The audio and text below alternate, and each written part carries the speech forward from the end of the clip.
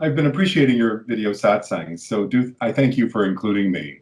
Good. I listen to a portion of them every day, pretty much. There's so much material. Yeah. Yeah, so I feel like I've been in touch with you all along. And one of the things you posted very early on in this whole pandemic was something about taking advantage of this quiet, undistracted space. And I think that's where I'm settling. I mean, goodness, it's been 2 months pretty much. My business is very, very quiet at the moment. And I've never in my adult life had so much time to myself to do mundane little activities and also dwell in quiet more. In my obsession with non-duality over the last 10 years or so, I decided, or someone decided, that it was a good idea to listen to like 2 or 3 hours of talks every day while I was walking or grocery shopping or doing stuff around the apartment. And I've just gotten sick of it. So I have been dwelling in silence more often and finding more peace in that. Even though the talks are supposed to be inspiring peace, I think they were just generating more mind activity rather than letting it settle down. Yeah, which they do for a little while. Yeah. That does happen for a little while. And then after a while, it's kind of like, you go, what haven't I heard? Right. And it's a lot trying to figure out this person's pointers, this person's meaning of mind. What do they mean by mind?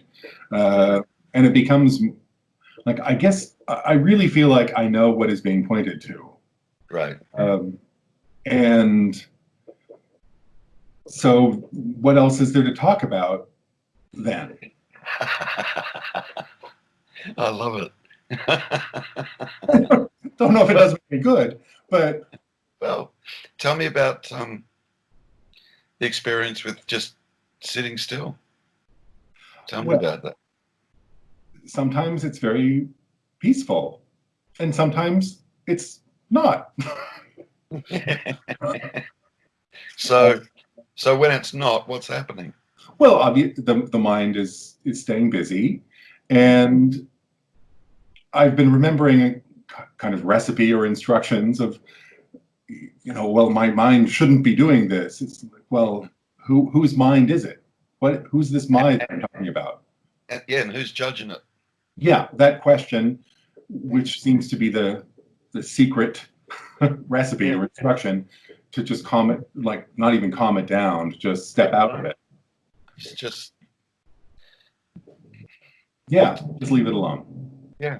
And that, you keep saying it, leave it be, relax.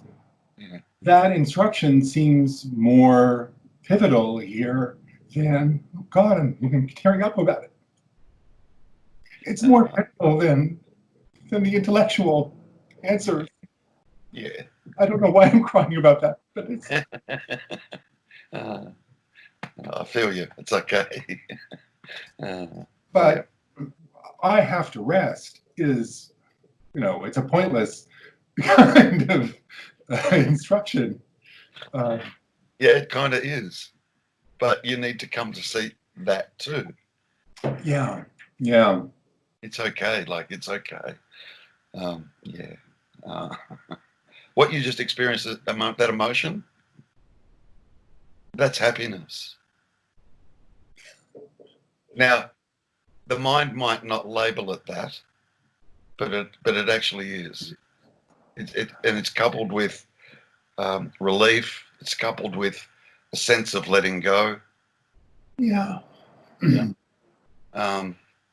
But look, it's all okay, Warren. Like we use for most of this exploration, mind is used, or the intellect, if we want to call it that, is used. And I get why it has to be, because the mind needs to be calmed down on one level. Yeah. And then once it's calm enough, I think one can step back even farther. Yeah. But But then you kind of reach a place that you've just described, which is you kind of you, it's really good. I know it might feel uncomfortable or unsure. Yeah, not necessarily uncomfortable, but there might be a slight sense of insecurity in it. Um, but eventually, you kind of reach a place where you stop looking, you stop searching, you stop listening to videos over and over again, or you stop reading books. But it's okay. Everyone goes through that. Everyone. Mm-hmm. They do, mate. Um, and that just happens when it's gonna happen. Yeah. Yeah. Yeah, it's just a natural flow that just kind of happens. Yeah. Um, and then, interestingly enough, it finally starts to dawn on us what it means by sit still. Really, There's nothing just else to do. sit, just sit still, sit quietly. Yeah, and you're abiding as that quietness or that quietude. You're just abiding as that. That's all. And yet, the mind might, occasionally be chatting away. Who cares? It doesn't matter. What matters is the awareness of this space, if we want to call it that. Mm-hmm. Yeah, this space of awareness, this space of consciousness, or this place, if you like, of awareness, consciousness, beingness. That's what matters. Yeah. Yeah. And you get a direct experience of that. There is a direct experience of that. Yeah. And then, you compare that to the experience of being caught in the mind. Ugh. Ugh. Really? Ugh. Yeah. And the truth is, there is no you that's caught in the mind.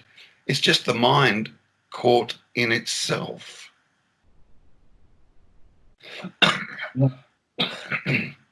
That's all that's happening. So if that's all that's happening, who cares? Yeah. You just kind of, yeah, you just kind of leave it be to do whatever it is that it's doing. But this quiet place, if we want to call it that, um, it starts to open up. It starts to become more prevalent or more obvious than the chatter of the mind. Just does. It can't not. The few occasions I've had where that feeling has become the dominant feeling, I guess that's what I'm aspiring toward, having that take over. I mean, I don't know what happened. It felt like there was a moment of letting things be, and then suddenly everything shifted. That became the dominant, and it didn't last, but that's the promise, I guess, in my view.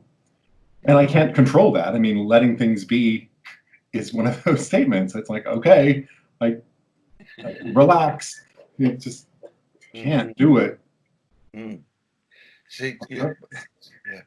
See, it's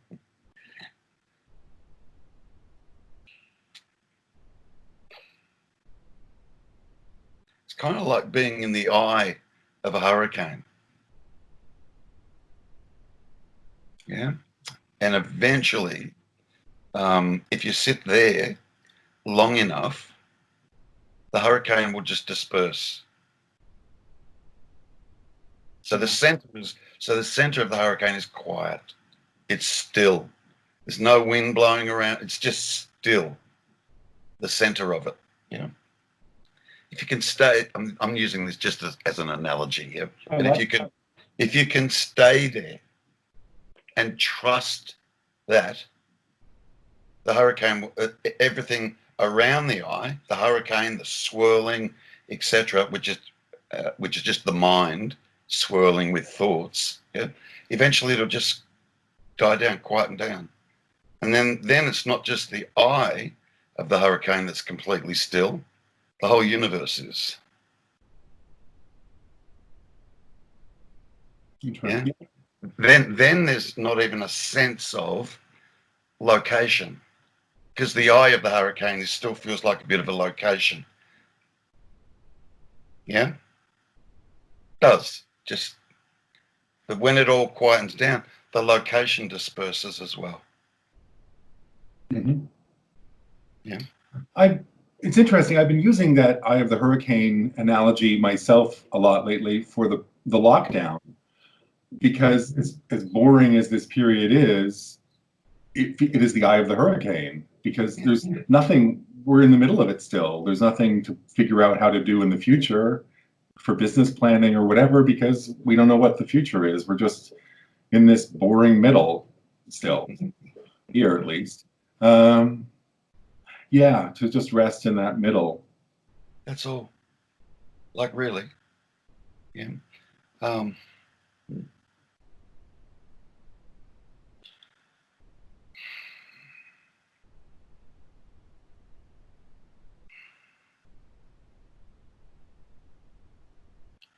See, it's the abiding in or abiding as.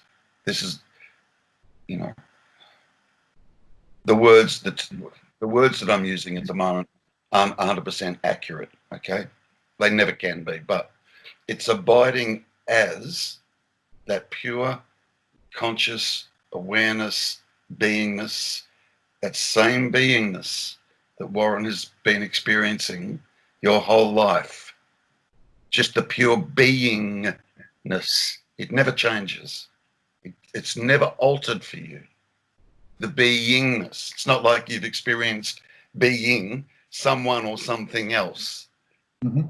Yeah, it's always your beingness. And that beingness has never changed. Always the same. Yeah. So it's a matter of just, see, what we do is we go about using the mind to try and fix ourself. Yeah. Or we go about using the mind to try and search on this non-dual path. Yeah. That's the instrument that we're kind of used to using. The only thing that will heal the mind is by abiding as. That's what heals it. Instead of using the mind to try and fix the mind. That's the path we've been on. It is, and and Warren, it's okay. It's necessary. But like you're experiencing, you eventually get to the point where it's like, now what? Like, okay, now what? Okay, now what? Now nothing. Yeah? No more seeking, no more searching, no more wanting, no more wanting to acquire. No, just rest. Now you rest. Literally. Just rest. Yeah.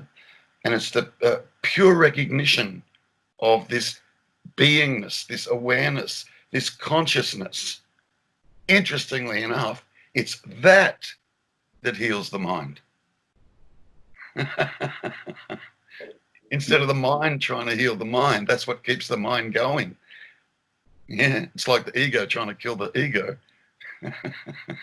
Like, yeah, good luck with that.